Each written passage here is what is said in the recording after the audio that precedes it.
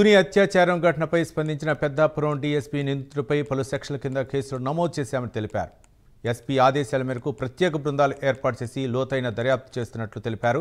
ఇలాంటి ఘటనలు పునరావృతం కాకుండా స్కూలు, కాలేజీలు, హాస్టల్స్ వద్ద పటిష్ట బందోబస్తు ఏర్పాటు చేస్తామని డీఎస్పీ వెల్లడించారు. సోషల్ మీడియాలో దీనిపై అనవసర రాద్ధాంతం చేయవద్దని సూచించారు. రాజకీయ, కులం రంగు పులిమి విద్వేషాలు రెచ్చగొట్టవద్దని డీఎస్పీ హెచ్చరించారు. దర్యాప్తు చేసిన తర్వాత అందులో ఎవరైతే నిందితుడు ఉన్నాడో టి నారాయణరావు అని చెప్పేసి ఆ వ్యక్తిని అరెస్ట్ చేయడం జరిగింది. ఇది చాలా హేయమైన నేరం అండి.